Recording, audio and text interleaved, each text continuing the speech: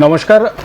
India में अभी तक जो आउटस्टैंडिंग एजुकेशनल लोन है वो 1,80,000 करोड़, 1,000 करोड़ नहीं, 2,000 करोड़ नहीं है, 1,80,000 करोड़ एनबीएफसी प्राइवेट और गवर्नमेंट सब बैंक मिला के हाई स्टडी के लिए इंडिया में जो अभी तक लोन आउटस्टैंडिंग है, जो बहुत सारे लोन तो क्लोज हो चुका है। आज के डेट में मैं बोल रहा हूँ 2024-25 का जो फाइनेंशियल ईयर, उस हिसाब से मैं बोल रहा हूँ 1,83,000 करोड़ एजुकेशनल लोन लिया है इंडियन गवर्नमेंट, इंडियन पेरेंट्स ने उनके बच्चे के शिक्षा के लिए है, उनके बच्चे के हाई स्टडीज़ के लिए।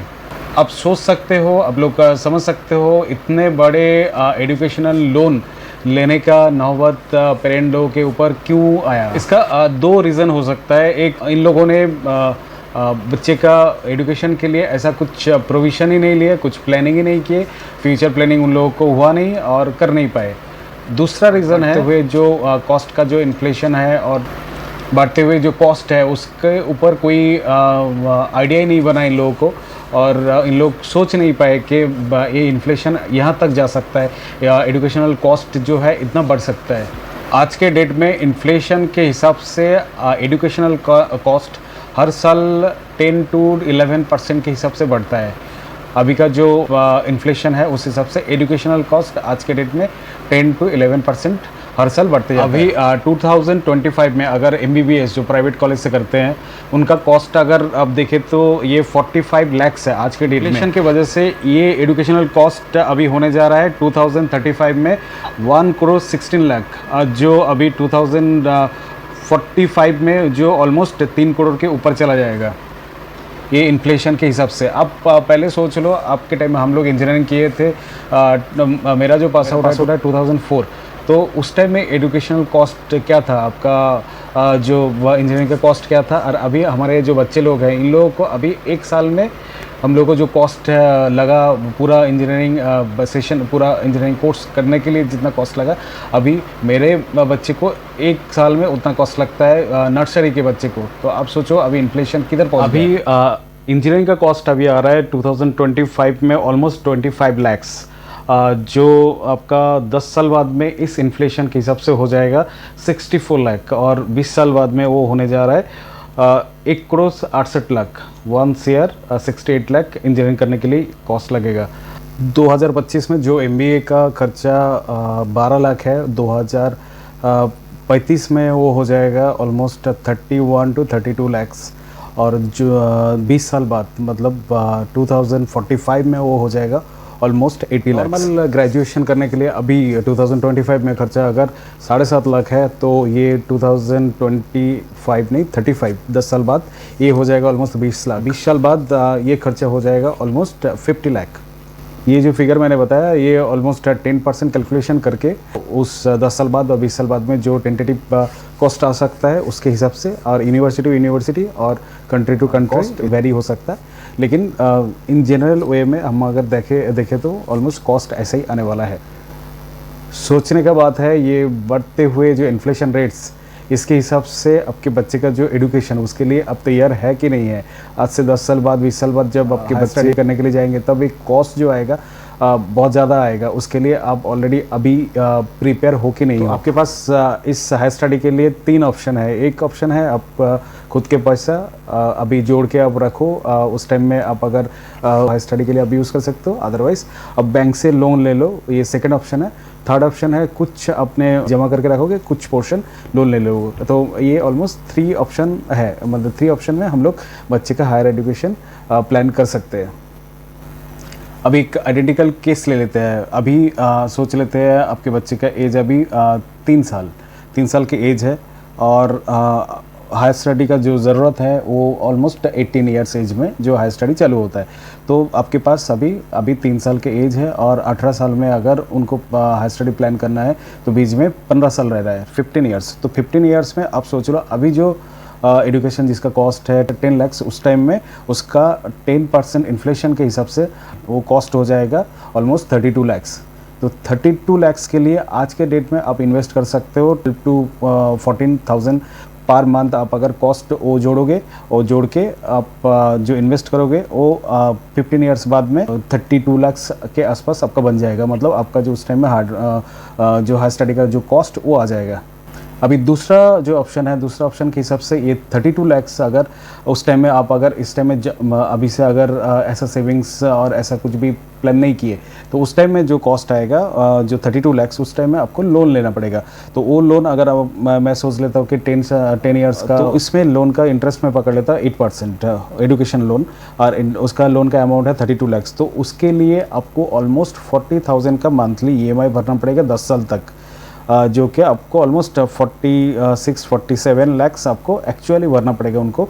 और उस टाइम में आपका EMI आएगा ऑलमोस्ट 40,000 पर मंथ 10 साल के लिए। ये एजुकेशन लोन उस टाइम में लेके जो मतलब आप भरोगे नहीं तो जो बच्चे आपके पढ़े हैं उनको मतलब जब नया जॉब पे आएंगे तो नया जॉब पे घुसने के टाइम में उनको ये EMI हर 10 साल तक उनको देना पड़ेगा almost 40,000 per month for 10 years. Time में आपके पास अगर आपको उस टाइम में लोन नहीं लेना है, जो 15 ईयर्स बाद में बच्चे का हायर स्टडी के लिए आपको अगर लोन नहीं उठाना है तो आपको अभी से प्लान करना पड़ेगा। तो प्लान करने के लिए आपके पास दो ऑप्शन बचा हुआ है। एक जो है आप गारंटेड कोई इन्वेस्टमेंट प्लान में आप पैसा डालो, और अदरवाइज आप शेयर मार्केट और ट्रेडिंग में और जो म्यूचुअल फंड्स में उसमें डाल सकते हो। तो ये दो ऑप्शन है। तो इधर मैं डिस्कस करूँगा जो गारंटेड वाला है। तो गारंटेड वाला बेसिकली चाइल्ड प्लान में जो कोई भी आता है मेरे पास डिस्कस करने के लिए तो वो पहले एक नाम सुन के आता है, वो सुकन्या समृद्धि प्लान। ये बेसिकली गर्ल्स चाइल्ड के लिए पोस्ट ऑफिस में होता है, पोस्ट ऑफिस और बैंक में होता है सुकन्या समृद्धि प्लान। तो ऐसा बहुत सारे क्लाइंट है। मेरा क्लाइंट आके बच्चे का जब भी इंक्वायरी करते हैं तो बोलते हैं कि मुझे सुकन्या समृद्धि प्लान चाहिए। तो मैं बोला अब सुकन्या समृद्धि प्लान और एक LIC का बाल समृद्धि प्लान, तो ये दोनों का मैं कंपेयर करके आपको दिखा देता हूँ। जो आपको अच्छा लगेगा वो आप ले लो। सुकन्या समृद्धि प्लान मैं बोलूँगा उससे 100 गुना बेहतर है जो का बाल समृद्धि प्लान। तो मैं थोड़ा सा कंपेयर करके इधर बता देता हूँ। सुकन्या समृद्धि योजना जो पोस्ट ऑफिस में है उसका शुरुआत हुआ था बेटी बचाओ बेटी पढ़ाओ इस योजना के अंतर्गत रूप से, और ये 22 जनवरी 2015 प्रधानमंत्री श्री नरेंद्र मोदी ने इसको लॉन्च किया। 2015 में इसका रेट ऑफ इंटरेस्ट था 9.1%, फिर ये हो गया 2016 में 8.6% गवर्नमेंट के हिसाब से, और फिर ये घटते रहे और ये चला गया 2018 में चला गया 8.1% में, और फिर अभी 2020 और 21 में ये और घट के इसका जो रेट ऑफ इंटरेस्ट आया 7.6%, 9.1 से चालू हुआ था, अभी हो गया 7.6% 2020-21 में। और फिर अभी आज के डेट में 2025 में ये फिर 8.2 रेट ऑफ इंटरेस्ट है इसका सुकन्या समृद्धि पोस्ट ऑफिस का जो और बैंक का जो योजना है उसका। तो इसका कोई स्टैंडर्ड रेट ऑफ इंटरेस्ट नहीं है जिसके लिए कोई मतलब फिक्स अमाउंट हम लोग बोल नहीं पाएंगे, और गवर्नमेंट के पास भी ऐसा कुछ फिक्स अमाउंट नहीं है कि ये आपको इतना अमाउंट का आपको रिटर्न मिलेगा। सुकन्या समृद्धि योजना और LIC का बाल समृद्धि योजना दोनों में जो कंपैरिजन है वो मैं बता दूंगा। सुकन्या समृद्धि योजना से आपको बाल समृद्धि योजना में LIC का योजना में आपको बहुत सारे नए फीचर्स मिलेंगे और बहुत सारे ज़्यादा ऑप्शंस मिलेंगे, बहुत ज़्यादा आपको बेनिफिट मिलेगा। मैं आपको एक एक करके आपको क्लियर करता हूँ।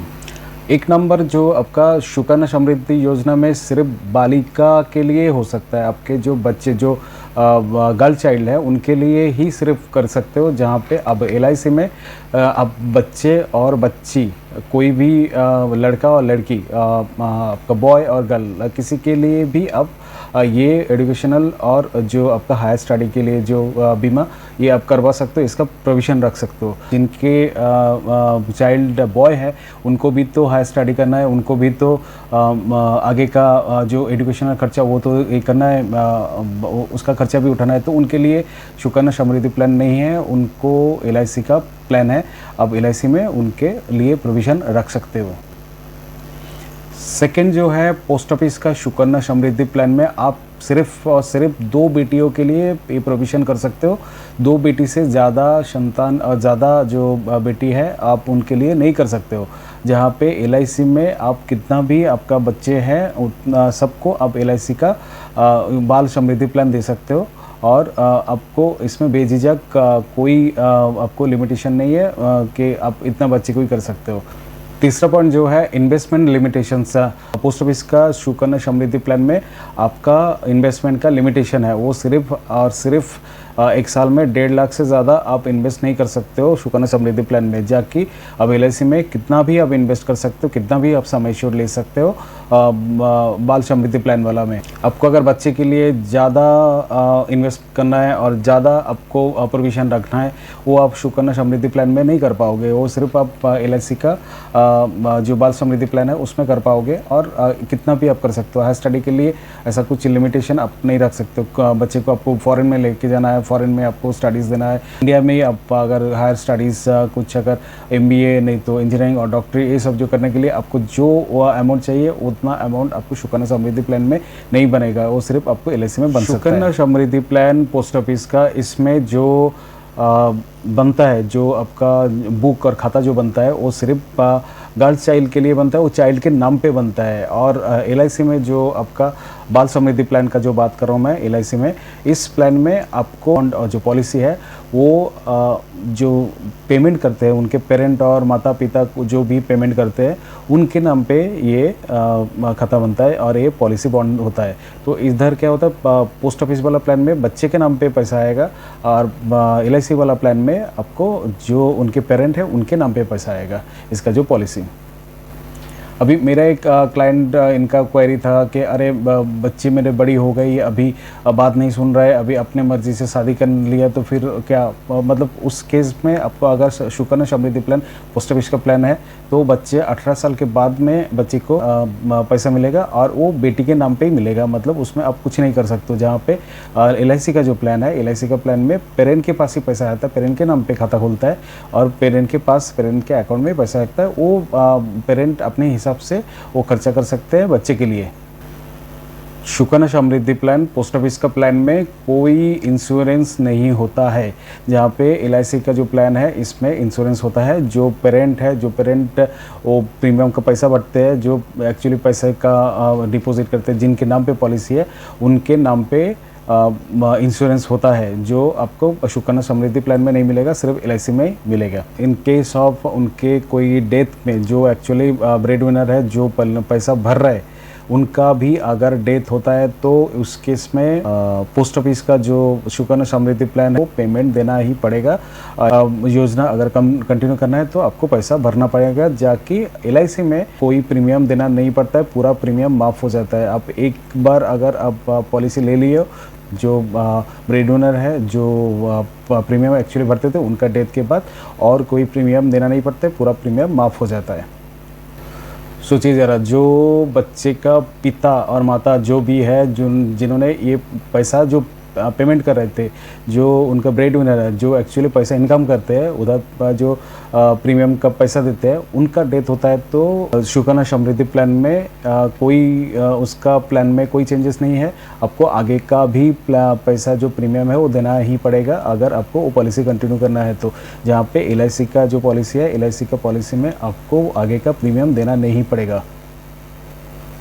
एक आइडेंटिकल केस लेते हैं। आज के बच्चे का एज है 90 डेज, मतलब 3 महीना एज हो गया, तो उसके बाद आपको प्लान करना है कि बच्चे का हायर स्टडी के लिए 21 साल के जो एज है उस टाइम में आपको हायर स्टडी के लिए पैसा चाहिए, जिसके लिए सुकन्या समृद्धि प्लान में जैसा 21 साल में पैसा मिलता है, ऐसा LIC का भी प्लान है बाल समृद्धि प्लान, उस प्लान में भी आपको 21 साल में पैसा मिलता है। तो दोनों को आप अगर 90 डेज मतलब 3 महीना का जो एज होगा तब से आप चालू करके आप वो 21 ईयर्स के लिए वो कंटिन्यू कर सकते हो। इस केस में ऐसा है कि आपको दोनों का ही पेमेंट 21 साल में होता है, लेकिन सुकन्या समृद्धि प्लान में आपको पेमेंट 15 साल देना पड़ता है, जहाँ पे LIC में आपको 18 साल देना पड़ता है। ऐसा नहीं है कि आपका 18 साल दे रहा है तो मतलब आप ज़्यादा दे रहे हो। सुकन्या समृद्धि जो पोस्ट ऑफिस वाला प्लान है उसमें आपको 15 ईयर्स तक ही आपको पेमेंट का ऑप्शन है, और जहाँ के LIC का जो प्लान है उसमें आपको 18 ईयर्स तक का पेमेंट करना पड़ता है। तो ऐसा नहीं है कि 18 ईयर्स तक आप पेमेंट कर रहे हो इसका मतलब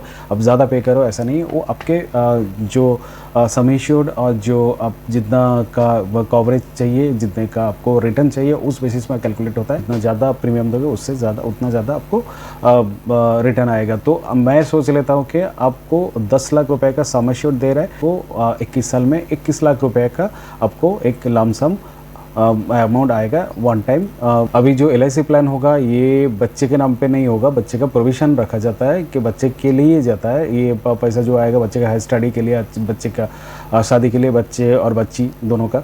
LIC का जो होता है उनके पेरेंट के नाम पे होता है, और उनके पेरेंट के नाम पे इंश्योरेंस भी होता है जो आपको सुकन्या समृद्धि प्लान में नहीं मिलेगा। ये सिनेरियो हो गया जिसमें आप 18 साल तक का रेगुलर प्रीमियम भरे हैं और आपको 21 साल में जाके बच्चे के लिए एक अच्छा सा एक अमाउंट हो गया। हम लोग बेसिकली कंसिडर किए थे 21 लाख के लिए। 21 लाख आपको मिल जाएगा विद सम एश्योर्ड और बोनस वगैरह जो कुछ भी है सब ऐड होके एक साथ में आपको 21 लाख मिल जाएगा 21 साल में।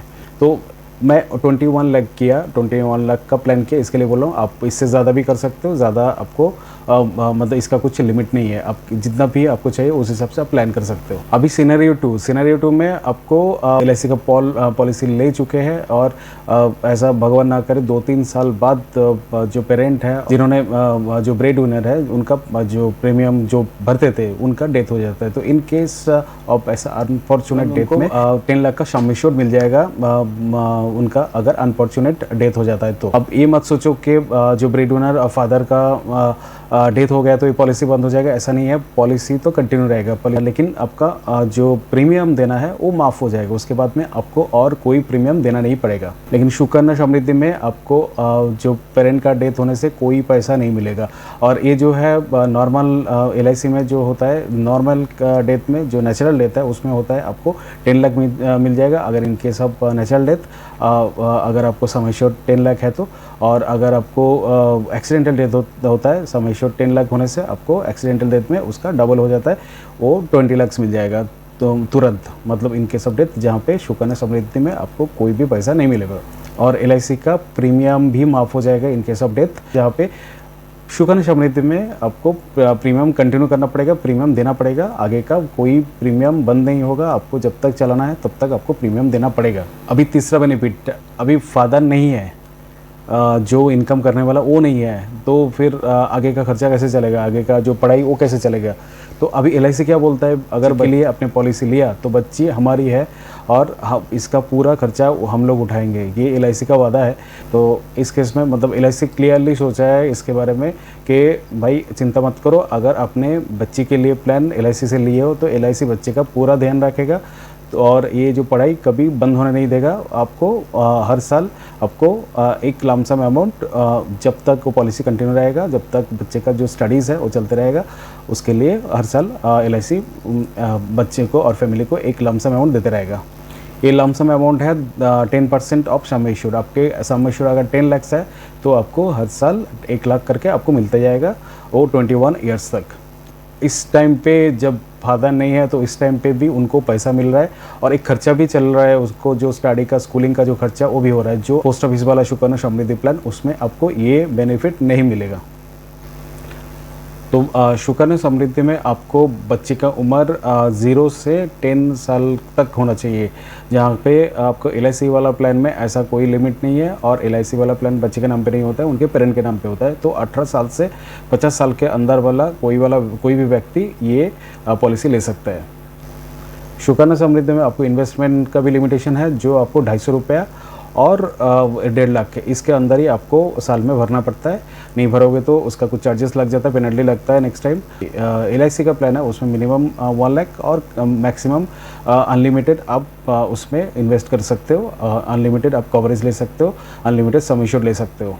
अभी इन बिटवीन अगर आपको पैसे का ज़रूरत हो गया, अब आपको लोन चाहिए, तो आपको सुकन्या समृद्धि प्लान के ऊपर से कोई भी लोन, कोई भी पैसा आप उठा नहीं सकते हो, जहाँ पे LIC का प्लान में आपने प्री सैंक्शन लोन इसमें ले सकते हो। तो पॉलिसी चालू के टाइम में अगर प्राइमरी अकाउंट होल्डर उनका डेथ हो जाता है तो इन केस में सुकन्या समृद्धि प्लान पे करना पड़ेगा कंटिन्यूस, अगर आपको पॉलिसी लाइव रखना है। In case of Sukanya Samriddhi plan, post office वाला प्लान, जहाँ पे आपको LIC का प्लान में आपको पॉलिसी तो बंद नहीं होगा, पॉलिसी कंटिन्यू रहेगा, लेकिन प्रीमियम बंद हो जाएगा। आपको प्रीमियम का सारे माफ़ किया जाएगा, आगे का कोई प्रीमियम देना नहीं पड़ेगा आपको। तुरंत जो सम एश्योर्ड है उतना सम एश्योर्ड आपको पैसा एक बार दिया जाएगा। अगर नेचुरल डेथ है तो, एक्सीडेंटल डेथ है तो आपको डबल दिया जाएगा सम एश्योर्ड, और आपको हर साल 10% करके दिया जाएगा। आप अगर 20 लाख का सम एश्योर्ड ले तो 2 लाख करके हर साल मिलेगा। आप अगर एक 10 लाख का सम एश्योर्ड ले तो 1 लाख करके हर साल दिया जाएगा, जब तक आपको पॉलिसी मैच्योरिटी नहीं होगा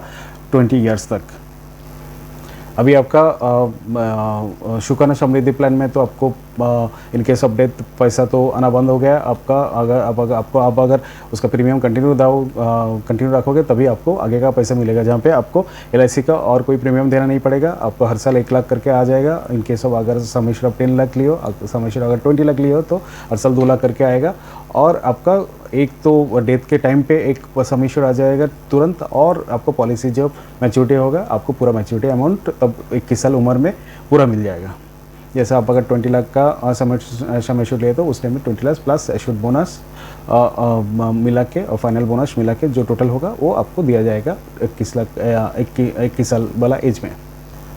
in case of primary holder, जो पेरेंट जो पैसा भर रहे थे उनका अगर डिसेबिलिटी हो जाता है, कोमा में चला जाता है, जिंदा है, काम में नहीं जा पा रहा है, तो ऐसा केस में आपको सुकन्या समृद्धि प्लान में कोई भी पैसा नहीं आएगा और कोई भी पेमेंट होने का चांसेस नहीं है। जहाँ पे LIC का प्लान में आपको वो हर साल वो सम एश्योर्ड का 10% आपको मिलते जाएगा। अगर 20 लाख का सम एश्योर्ड लिए होगे तो हर साल 2 लाख करके मिलेगा कंटिन्यूस, और आपको मैच्योरिटी का टाइम में पूरा मैच्योरिटी अमाउंट मिल जाएगा जो आपको 21 ईयर्स में। सुकन्या समृद्धि जन योजना सिर्फ आपको फीमेल के लिए, सिर्फ गर्ल्स चाइल्ड के लिए, जहाँ पे LIC का प्लान किसी के भी लिए आप ले सकते हो, बच्चे और बच्चे के प्रोविज़न रख सकते हो, लड़का और लड़की दोनों का ही।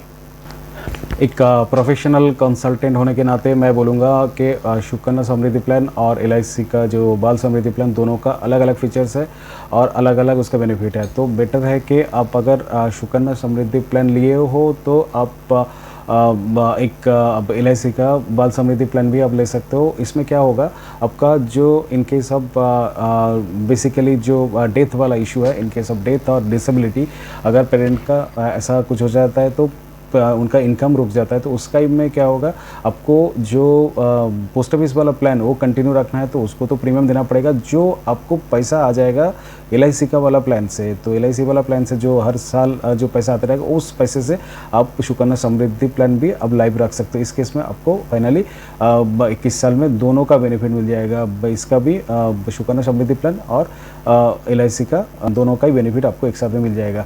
तो बेटर रहेगा आप सुकन्या समृद्धि प्लान ले चुके हैं तो उसके साथ में आप LIC का बाल समृद्धि प्लान ले लो, और नहीं तो आप पूरा 100% आप बाल समृद्धि प्लान में अब इन्वेस्ट कर सकते हो। दोनों का अलग फीचर्स है, एप्पल टू एप्पल कंपेयर नहीं कर सकते, दोनों का अलग अलग एक्स्ट्राऑर्डिनरी फीचर्स है। तो अब दोनों को अगर आप लोगे तो आपको पर्पस भी सॉल्व हो जाएगा, और आपको अगर आप सोचो कुछ भी नहीं हुआ तो दोनों, मतलब कुछ भी नहीं हुआ मतलब कुछ भी मिसअप नहीं हुआ, कुछ भी अनफॉर्चुनेट डेथ और इस टाइप का कुछ नहीं हुआ तो आपको दोनों का बेनिफिट मिल जाएगा। सुकन्या समृद्धि योजना और LIC का बाल समृद्धि योजना, दोनों का जो फीचर्स है, ऐसा फीचर्स दूसरा कोई भी प्राइवेट और दूसरा कोई भी फाइनेंशियल इंस्टीट्यूशन के पास अवेलेबल नहीं है। तो अब क्या करें, तो बेटर है कि ये दोनों पॉलिसी में आप 50-50 करके आप इन्वेस्ट कर सकते हो। इसमें आप अगर in case of unfortunate death जो पैसा आएगा LIC से, वो पैसा अब सुकन्या समृद्धि प्लान में यूज़ कर सकते हो उसको पॉलिसी लाइव रखने के लिए। प्लस अगर सब कुछ ठीक ठाक रहा, कोई मिसअप नहीं हुआ, तो दोनों का ही एक लमसम अमाउंट आपको यूज़, एक हैंडसम अमाउंट आपको बच्चे के हाई स्टडीज़ और इसके लिए आपको मिल जाएगा। तो अब बेटर रहेगा कि दोनों में आप 50-50% इन्वेस्ट करो। अगर आप सुकन्या समृद्धि प्लान ऑलरेडी ले चुके हो तो, अगर आप नहीं लिए हो तो बेटर है कि आप LIC के साथ जाओ, ताकि इतना सारे फीचर्स और ये सारे फीचर्स जो आपको दूसरा कोई भी प्लान में नहीं मिलेगा वो सिर्फ LIC में मिला है। आप अगर ऐसा सही में प्लान करते हो तो अब बेटर है आप LIC के साथ जाओगे। फ़िलहाल इतना ही आज, तब तक इतना ही। मैं शुभंकर, इधर स्क्रीन पे मेरा नंबर है। अगर आपको इससे ज़्यादा जानकारी लेना है तो आप कॉल कर सकते हो, व्हाट्सअप कर सकते हो, नंबर है मेरा इसमें। तब तक के लिए नमस्कार।